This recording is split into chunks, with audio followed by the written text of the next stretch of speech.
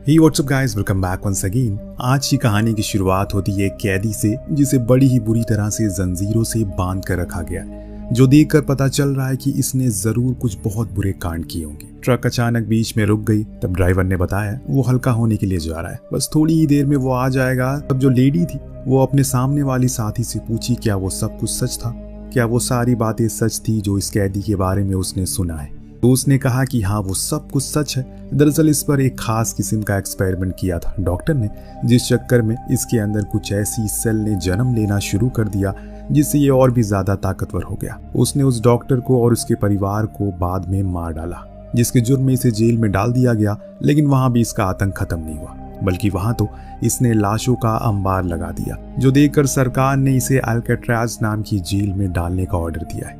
उसकी ये बातें सुन वो लेडी ऑफिसर और भी ज्यादा घबरा गई, लेकिन वो मेल ऑफिसर उस कैदी को उकसाने लगा जो चीज उसी पर भारी पड़ गई। उस कैदी ने तो बड़ी ही आसानी से खुद के हथकड़ियों को खोल लिया, उसी से चाकू को उसके गले पे घुसा कर मार डाला। इस मंजर को देखकर पास बैठी वो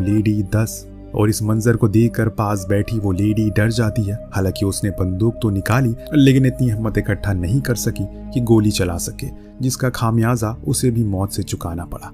और आखिर में बचा वही ऑफिसर जो हल्का होने गया था, और वो हल्का होते होते ही ऊपर पहुंच गया। तो कुछ इस तरह से था इस कहानी का इंट्रो। इससे आप अंदाजा लगा सकते हैं कि इस कहानी में असल विलेन कौन है और किस कदर खौफनाक है। कैमरा घूमकर पहुंचा लड़कियों पर जो आज अपनी वेकेशन मनाने के लिए एक खास किस्म के कॉटेज में जा रही है, जो कि जंगल के एकदम बीच में है। और इस ग्रुप में थी दो बहनें, एक लेस्बियन कपल, एक लड़की जिसकी कार थी, पर इससे पहले कि वो वहां तक पहुंची केट की तबीयत कुछ खराब सी हो जाती है। उसके पास उसकी बहन सोफिया आई, जिसने पूछा कि उसे अचानक क्या हो गया। तो केट ने बोला जिस जगह वो लोग जा रहे हैं वो जगह ठीक नहीं है, उन्हें वापस चलना चाहिए। पर सोफिया कहती है कि ऐसा कुछ भी नहीं है, वो बस कुछ मनगढ़ंत कहानियां हैं और कुछ नहीं, इतना मत सोचो। तो इस ट्रिप को एंजॉय करो। और इस बीच हम बाकी की लड़कियों को भी देखते हैं जो आपस में बात कर रही थी। उन्होंने सुना था कि इस जंगल पर एक पिग जैसी शक्ल का किलर रहता है जो इंसानों को मार कर खा जाता है, लेकिन अगर उसने हमें मारा तो हम उसे ही मार कर खा जाएंगे। और ये सब बातें वो खूब ठहाके मार मार कर हंसते हुए कह रही थी। वहीं दूसरी ओर हम एक बेकार से घर को देखते हैं जिसके बेसमेंट में वही कैदी खड़ा था।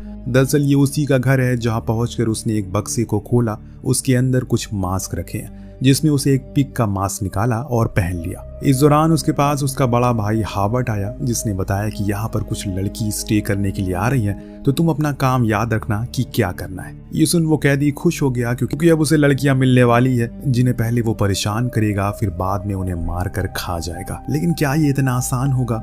चलिए देखते हैं। अब तो सारी लड़कियां एक मैप को लेकर आगे बढ़ती है ताकि पैदल ही उस केबिन को ढूंढ सके, क्योंकि आगे कार से जाना अब असंभव नहीं था। इतने में उन्हें डेविड नाम का हंटर मिलता है, जो इन सभी को यहाँ इस जगह पर देखकर अचंभित हो गया, और इसीलिए उसने पूछा कि आखिर वो यहाँ क्या कर रही है। एक ने बताया कि यहाँ अपनी दोस्त का बर्थडे सेलिब्रेट करने आई है। जो सुन उसने सलाह दी कि यहाँ से जितनी जल्दी हो सके चले जाओ, अगर अपनी जान प्यारी है। लेकिन किसी को भी उसकी बातों का कोई फर्क नहीं पड़ा। आगे जाने पर इन्हें फाइनली वो कॉटेज मिल ही गया जिसकी तलाश में ये थी। ये सभी वो बहुत ही ज्यादा पसंद आता है, पर जिसका जन्मदिन था यानी कि केट का, उसे तो अभी डर लग रहा है।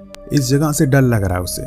इन्होंने देखा कि कॉटेज तो लॉक है। तभी वहां हावर्ड आ गया, जिसने ताले को खोलकर कहा कि ये कॉटेज उनके लिए बिल्कुल तैयार है। इतना कहकर वो चला गया। वहीं दूसरी ओर हम तीन और लोगों को देखते हैं। उनकी भी मंजिल यही कॉटेज थी, लेकिन बीच रास्ते में उनकी BMW खराब हो जाती है। तो इन्होंने डिसाइड किया कि ये सभी आगे पैदल ही जाएंगे, क्योंकि कुछ ही देर में अंधेरा हो जाएगा और तब इस जंगल में चलना यानी कि मौत को दावत देना होगा। हालांकि मौत तो कभी भी आ सकती है। खैर अब योनी, जो उस लड़के की गर्लफ्रेंड की दोस्त थी, वो वहीं जंगल में खड़े होकर कुछ स्केचेस बनाने लगती है। इतनी ही देर में वो दोनों जाकर जंगल में इंटीमेट होने लगे, पर उन्हें ये नहीं पता कि ये चीज उन्हें पूरी तरह से खत्म कर देगी। दरअसल उसी समय पर वहां पर वो मास्क मैन आ गया, जिसे बड़ी बेरहमी से पहले तो लड़की को मारा, फिर उस लड़के को, और फिर दोनों की लाशों को अपने साथ घसीट कर ले गया ताकि स्टोर करके रख सके आगे के खाने के लिए। इस तरफ सभी लड़कियां अब एंजॉय करना शुरू करती हैं, लेकिन केट अभी भी सदमे में थी, न जाने उसे क्या हुआ है। इसीलिए वो खुद को शांत करने के लिए किचन में चली गई। वो उस तरफ गई और चेक करने, तब उसने जो चीज को देखा उसे वो पूरी तरह से दहल सी गई। दरअसल वहां पर एक जख्मी आदमी था जो मदद की गुहार लगा रहा था। अब इन सभी ने फौरन पुलिस को कॉल किया, जिन्होंने आकर बताया वो ऊपर पहाड़ से गिर गया था ट्रिप के दौरान। और ऐसा यहाँ कई बार होता रहता है, क्योंकि इस जगह पर एक ही कॉटेज है, तो लोग अक्सर यहाँ पर आते हैं मदद के लिए। जब भी वो किसी से परेशान होते हैं, ये शख्स भी मदद के लिए आया था।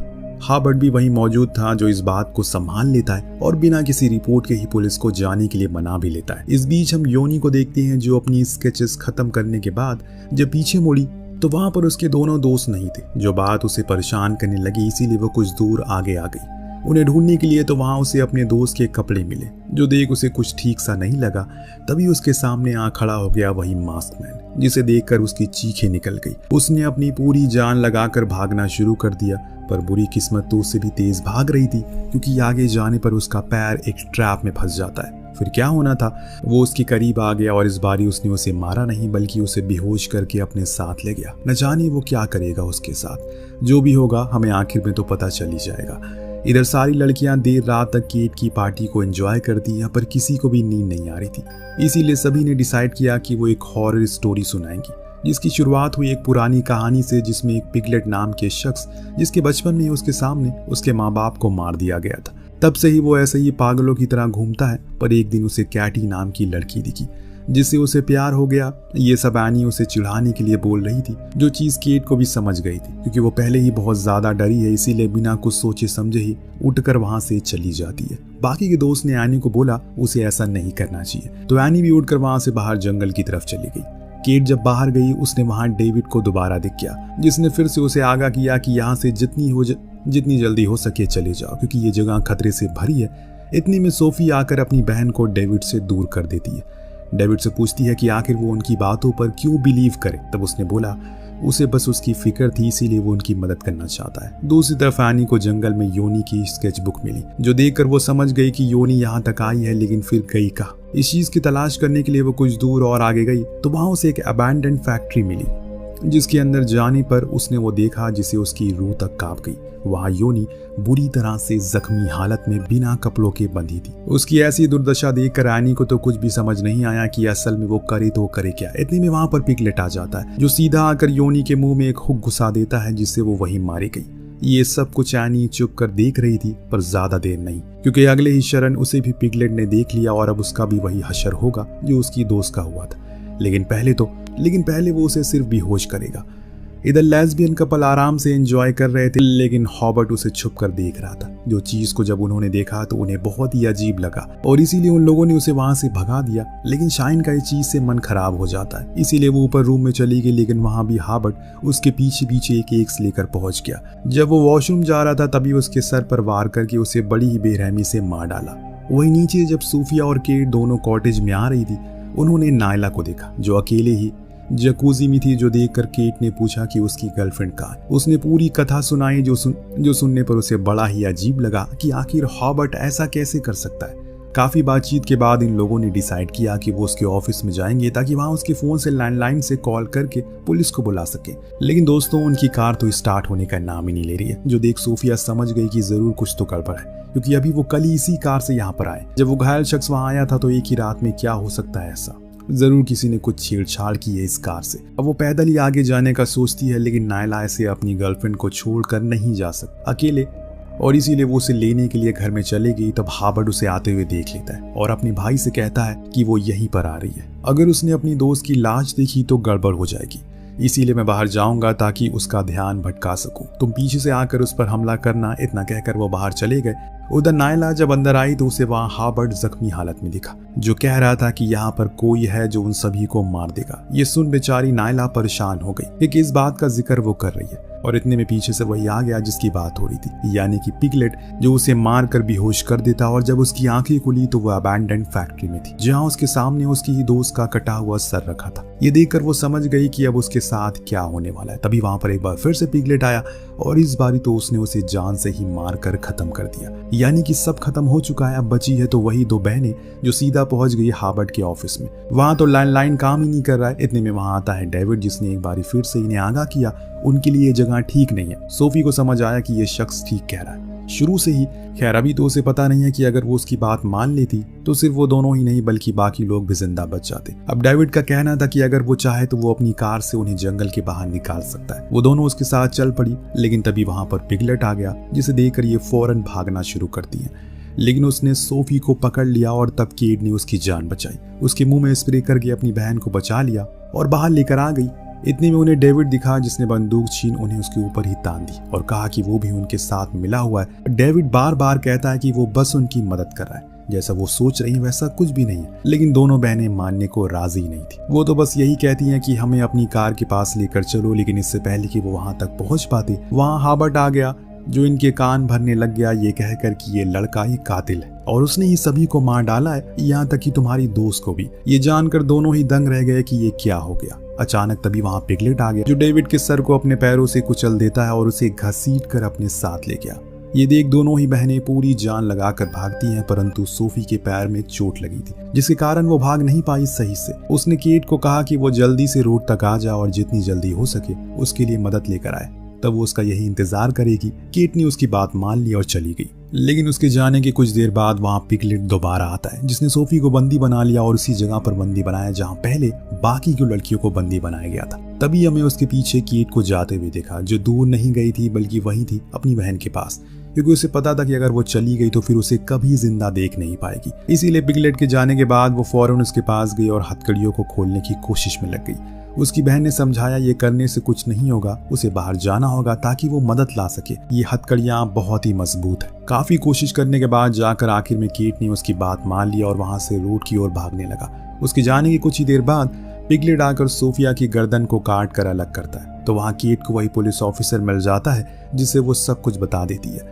लेकिन असल में वो भी उसके साथ ही मिला हुआ था, जिसका खुलासा वो खुद ही कर देता है, ये कहकर कि उसे पिगलेट की बात मान लेनी चाहिए। कुछ घंटे के बाद जब केट की आंख खुली तो उसने देखा कि वो एक डाइनिंग टेबल पर बैठी है। उसके सामने वो तीनों बैठे हैं जो इंसान के मांस को खा रहे।